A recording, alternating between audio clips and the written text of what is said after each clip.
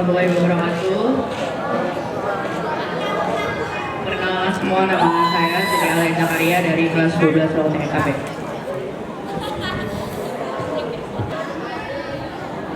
Selamat pagi Indonesia. Karya Sapardi Djoko. Seekor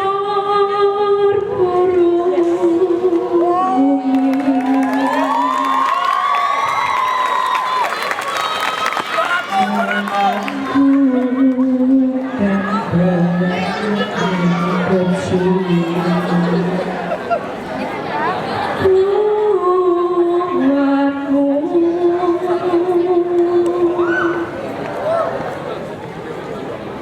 aku pun sudah selesai.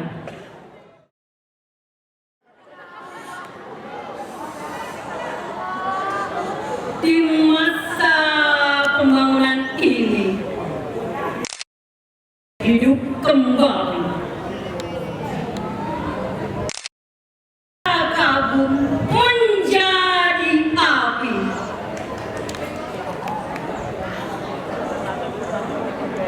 Di depan sekali, Tuhan menanti tak gentar lawannya 100 kali. Pedang di kanan, keris di kiri, berselempang semangat yang tak bisa mati. Maju! Ini barisan tak bergenderang berpalu. Kepercayaan, tanda menyerbu. Maju! Bagimu negeri menyediakan api. Punah di atas menghamba, binasa di atas ditindas. Jika hidup harus merasakan, maju, seru, sarjan. Ada tuh nih di kamera.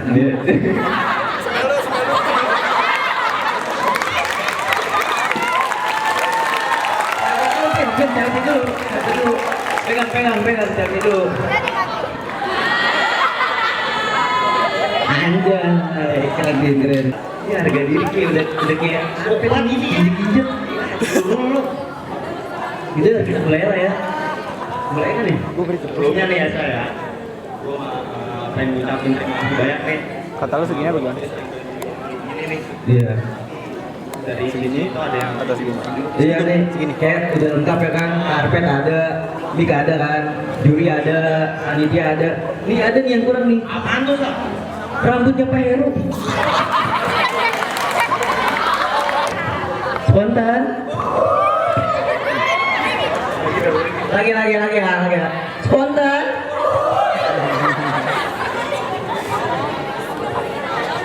Ya perkenalkan, nama gua Gama Pasar Ramadan dan ini teman gua. Nama gua Arifin. Kita di sini sebagai perwakilan dari TKJ. Apa itu Bin? TKJ Bin? Oh, TKJ itu kan tempat teknik komputer dan jaringan kan. Iya. Tapi bukan itu artinya. Apaan tuh? Buat pemalasan dan para jagoan. Kenapa tuh kayak gitu tuh? Contohnya ini ya kan, ada tuh gue lagi Andre ya? Iya tuh, ada tuh orangnya tuh. Mana Andre, coba lihat dulu orangnya. Lari aja rambutnya kayak rambut hijau. Cuk. Ngomong-ngomong soal yang males pasti kan juga ada tuh kan dari teman kita yang rajin kan. Contohnya siapa tuh? Ada inisial Mukti. Oh Mukti ya? Mukti. Ada kaum Mukti semua kan ini. Tuh lihat aja tuh mukanya. Tuh lihat Mukti ganteng banget kan, senyum-senyum. Buset ya. Samping. Gila samping dia. Gitu datang kan. Ya katanya Abis dia gitu. iya dia katanya suka datang pagi-pagi ngelebihin satpam katanya. Peduli ngopi juga dia. Aduh, ngedulin apa ya? Iya. Gue denger sih katanya dia pengen ini ya, apa ngapelin mama Santi. Katanya ngapelin mama yang jualan gabel katanya. Kan udah punya suami tuh. Aduh kacau. Ngapa? Lu Kan ibu. Oh iya. Ada mulu. Lagi stand up ini, lagi stand up. Salah. Oke, kembali di sini, mulut lu di sini. Di sini. Aduh, gini mulu lu kan. Iya lu kan bisa aja. Nanti ngomong-ngomong soal belajarnya, tolong banget dah Bu. Aduh, gimana ya? Murid-murid dikasih tugas banyak banget ya. Itu sebenarnya tugas apa dengan korupsi bansos?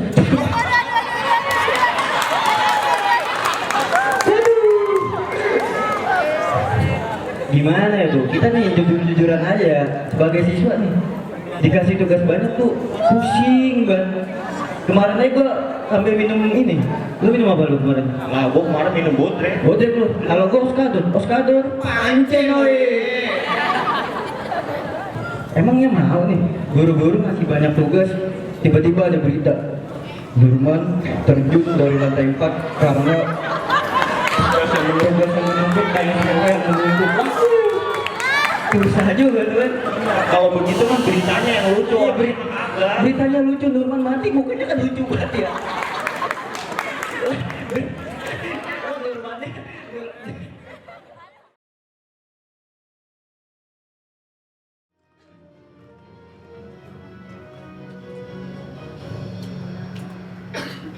Selamat siang semuanya. Saya Amanda Nilam dari Budi Warman TV ingin membawakan berita terkini mengenai kepolisian Indonesia. Belum selesainya kasus Verdi Sambo, kini mencuat berita baru yang lagi-lagi datang dari jajaran teratas kepolisian di Indonesia. Seorang Kapolres Sumatera Barat, Irjen Teddy Minahasa. Seorang Kapolres Sumatera Barat yang lahir pada tanggal 23 November 1970 di Manado, Sulawesi Utara. Terjerat kasus penyalahgunaan narkoba pada Jumat 14 Oktober 2022. Terungkapnya nama Bapak Irjen Teddy Minahasa dalam kasus ini berawal dari laporan masyarakat. Kemudian, kasus ini terus dikembangkan hingga seorang pengedar yang mengarah pada personel Polri berpangkat AKBP, yakni mantan Kapolres Bukit Tinggi. Atas dugaan tersebut, Jenderal Polisi Listio Sigit Prabowo mengumumkan bahwa telah memerintahkan Divisi Profesi dan Pengamanan Polri lantas menjemput dan melakukan pemeriksaan terhadap Teddy atas dugaan penyalahgunaan barang bukti narkoba seberat 5 kg. Setelah diperiksa, Kepolisian Daerah Metropolitan Jakarta menetapkan Teddy sebagai tersangka. Namun, dijelaskan secara rinci, peran Teddy dalam perkara ini belum jelas. Sebagai Kapolda Sumatera Barat, Irjen Teddy Minahasa. Berikut merupakan cuplikan video saat Bapak Teddy masih menjabat sebagai Kapolres Sumatera Barat. Beliau melakukan sidak dan mendapatkan sebuah kasus mengenai narkoba. Pada barang bukti yang ia terima, ternyata beliau menyimpan 5 kg bukti tersebut dan dijual kepada oknum. Jenderal Polisi DRS Listio Sigit Prabowo MSI, seorang perwira tinggi Polri yang menjabat sebagai Kepala Kepolisian Negara Republik Indonesia, mengaku sudah berulang kali mengingatkan jajarannya untuk tidak bermain-main dengan kasus narkoba. Dia menegaskan akan menindak tegas siapapun anggota Polri yang terlibat perkara ini. Berikut merupakan cuplikan video Bapak Teddy Minahasa saat pidato. Beliau menjelaskan jika ingin menjadi polisi, jangan ingin kaya, kerja, mendapatkan rezeki sesuai dengan hasil kerjanya, sesuai yang ia kerjakan. Akan tetapi nyatanya tidak seperti itu. Justru beliau terlibat dalam kasus penyalahgunaan narkoba. Akan tetapi, Jadi, kepercayaan publik kepada polisi kini kian turun sebab satu demi satu terkuak keterlibatan jajaran kepolisian dengan kasus narkoba. Untuk saat ini, kasus dari Irjen Teddy Minahasa terus berkembang. Nantikan berita selanjutnya mengenai update dari Bapak Teddy Minahasa di Budiwarman TV. Demikian informasi saya Aman Danilam Cahya melaporkan dari studio. Wassalamualaikum warahmatullahi wabarakatuh. Sampai jumpa.